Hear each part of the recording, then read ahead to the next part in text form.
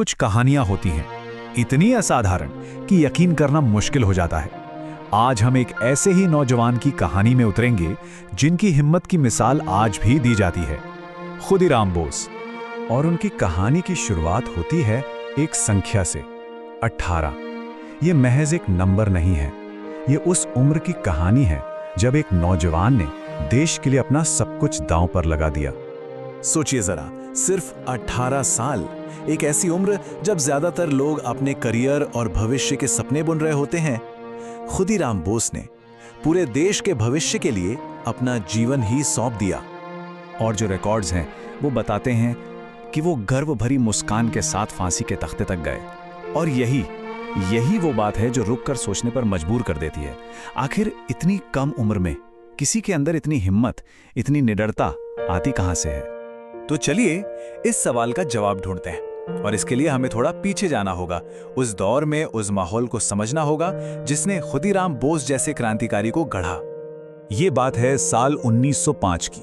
अंग्रेजों ने बंगाल का विभाजन कर दिया और ये फैसला बस एक चिंगारी जैसा था जिसने पूरे देश में आग लगा दी। लोगों के दिलों में जो गुस्सा दबा हुआ था वो अचानक एक बड़े आंदोलन का रूप ले चुका था। और इसी उबलते हुए माहौल में खुदीराम जैसे बहुत से नौजवानों को लगा कि अब सिर्फ सोचने या बातें करने का वक्त नहीं रहा, अब वक्त था कुछ करने का, कुछ कर गुजरने का।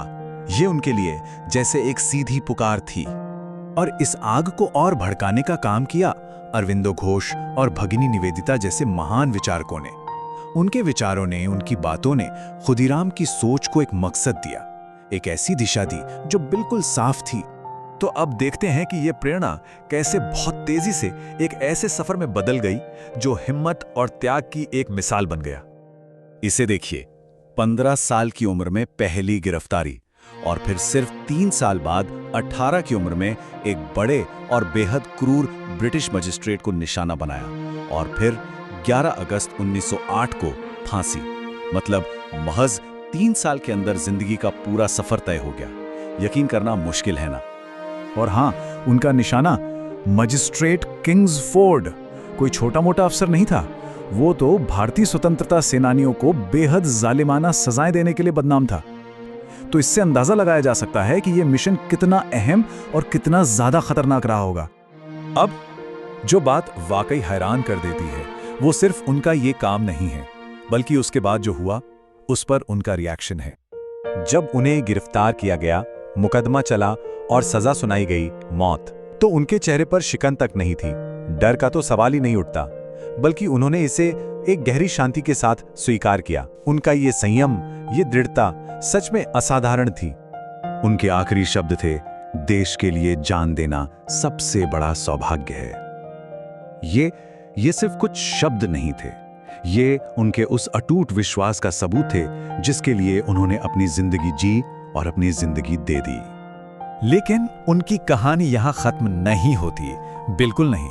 असल में उनकी मौत एक अंत नहीं, एक शुरुआत थी। एक ऐसी विरासत की शुरुआत जो आज भी इतने सालों बाद भी जिंदा है। तो उनकी विरासत से हम क्या सीखते हैं? पहली बात तो ये कि देशभक्ति और जज्बे की कोई उम्र नहीं होती। आपकी नीयत, आपका विश्वास मायने रखता है, उम्र नहीं। दूसरी बात, ये बलिदान हमें याद दिलाता है कि किसी बड़े मकसद के लिए दी गई कोई भी कुर्बानी कभी छोटी नहीं होती, कभी भुलाई नहीं जाती।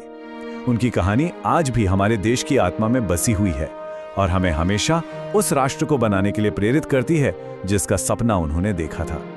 तो आखिर में एक सवाल बचता है, एक 18 साल के नौजवान का ये अमर बलिदान आज हमारे लिए क्या मायने रखता है?